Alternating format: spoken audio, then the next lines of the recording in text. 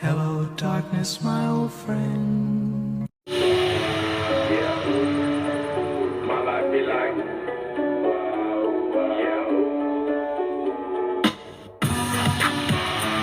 yeah, my life be like,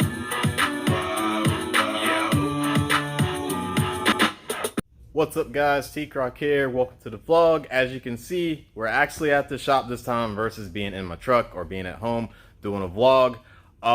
This is actually my first time actually coming up to the shop and actually seeing the car. There was another exposure incident, so I was quarantined for a few days at my job. But everything's okay, and basically I'm just gonna keep on moving on. Since I'm not going to be racing, I figured that I would just basically start doing the things that I was going to do during, like, after my race.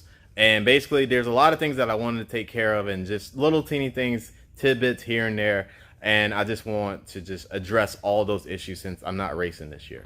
So I'm basically telling you a video of what my plan is and where I'm going with this. Start with the engine bay. I'm actually going to go through this engine bay. There's a lot of things that are not plugged in, like EGR, evap, secondary O2 sensors, horn, AC switch, all that. I'm actually going to go through the wire harness and just get those out. Now, I was looking for my D-pin tool and I don't have it, so I'm not going to do a video of, showing how to D-pin and all that stuff like that.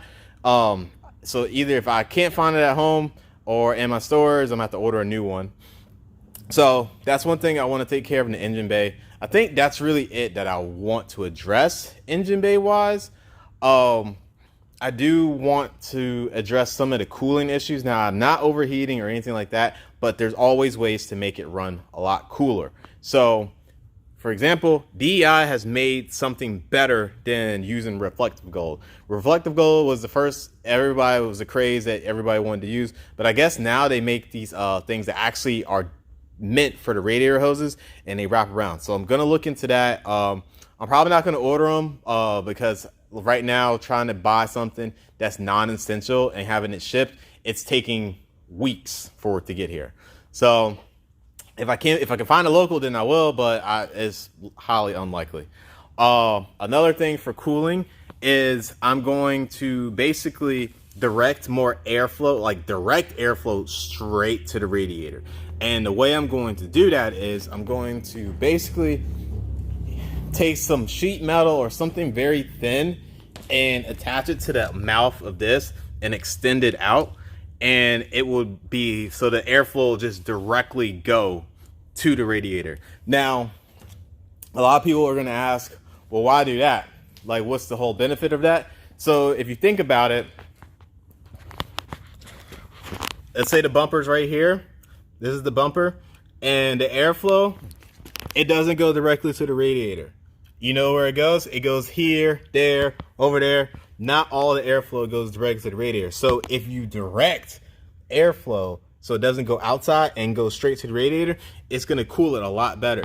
And another thing what you do is you see these gaps, you actually fill in these gaps so that way none of the air goes on the edges of the outside. So I'm basically going to be filling in the edges, and there's like an insulation that people have been using, and I'm going to try to do it. The gaps are a little bit bigger than what I've been reading what people have been using. So after I take care of the wire harness, I'm going to do that, and I could probably do a video on that. Also with wiring, I'm going to address some of the inside. There's one plug that's somewhere over here that I need to go ahead and get rid of. I don't even know. It's not plugged into anything, and I have no clue. I know it's probably for stereo or something like that. So I'm going to get rid of that. And while I'm going through the wiring, I'm just going to inspect all the wires, make sure there's nothing kinked, nothing pinched, nothing torn, or nothing like that. And I'm probably going to address this right here. Right now, it's just out in the open because I was testing power and voltages and stuff like that. But I want to clean that up a lot more and just have it situated a lot better than I had it before. But that's really it for the interior that I want to do. I have an iPad, and I'm going to either use like ECU Flash or Torque or one of those apps that actually has a lot of information from like data logging, like battery voltage and coolant temp and stuff like that, that it gets directly from the ECU. I'll figure a way. I think I'll probably just mount it over there somewhere, and that can be like multiple gauges, and you can do lap times and stuff like that as well. So I have the iPad. I think right now I just need to download the app, and I probably have to get one of the cables it uses, because I'm not sure if my iPad is Bluetooth compatible. So that's another thing I'm going to do, and that's really it. There's a few tidbit little projects that I'm gonna do, like, you know, sanding the headlights and painting those over again. But I figured those are 3 projects right there that I can do vlogs on, and I can start on as well. Like I said, I'm not going to do the video right now, but I do want to address a subscriber's question, because he asked about the 6070, the 3.8 intake manifold swap. Now this is the 3.8 intake manifold. To do this swap, it's not that hard. There's just 2 problems that you have to address. Now, the biggest one is the throttle body. Of course, your 3.0 throttle body will not bolt up to this, because this one is a lot bigger. So you either A, have to get an S90 EVO 8 throttle body, and if you do go that route, then you have to get an EVO 8 TPS sensor, and you have to figure out what you're going to do about the idle air control. I'm going to say IAC for short. You can either use the EVO 8 for that as well, or you can do what I did. I wanted mine all plug and play, because prior to this I had a 3.5 intake manifold before I upgraded to this one. The 6G74 ISC and the housing actually bolts up to the S90. So I removed the S90 EVO 8 idle air control housing and took that out, and there's actually a gasket that you can buy from Rock Auto or something like that. You get it from the 3.5. It bolts up. It's 100% bolt up.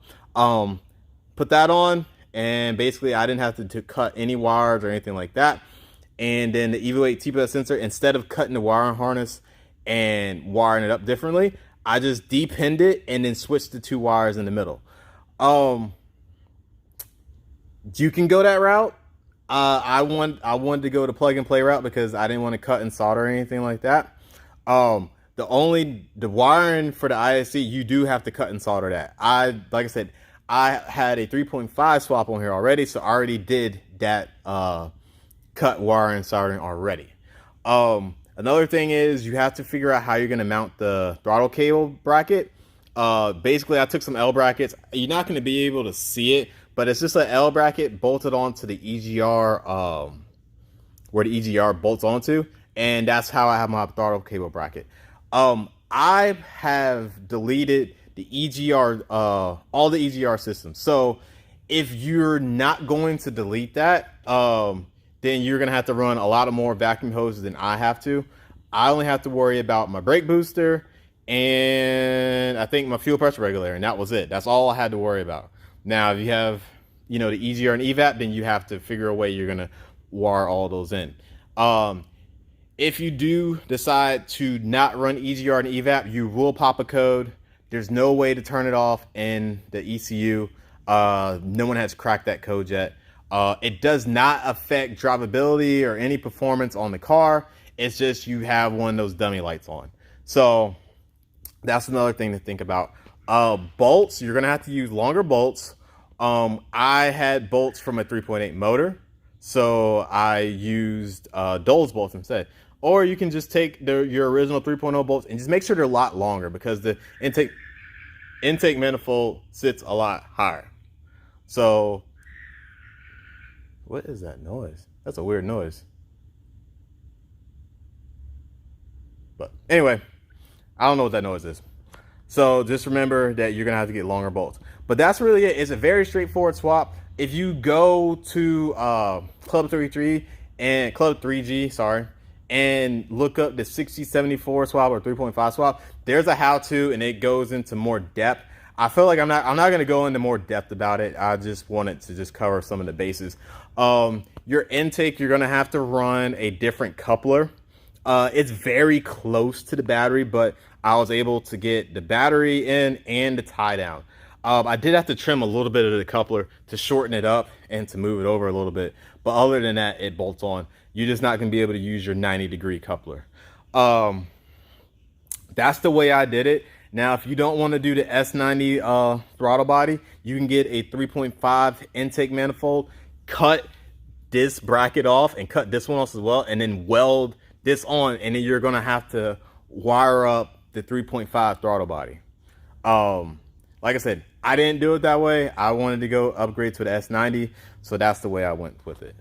So hopefully that covers the answers of the one subscriber. I think his name's Dilly OP. Sorry if I got that wrong or not.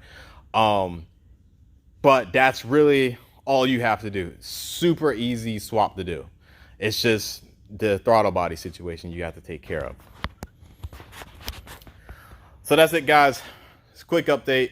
Like I said, I did have plans on going through the wire harness, but my D-pin tool is not up here, so I'm pretty sure it's either in storage or somewhere at home that I need to find. So if I can't find it, I'll just order another one and go through the wire harness.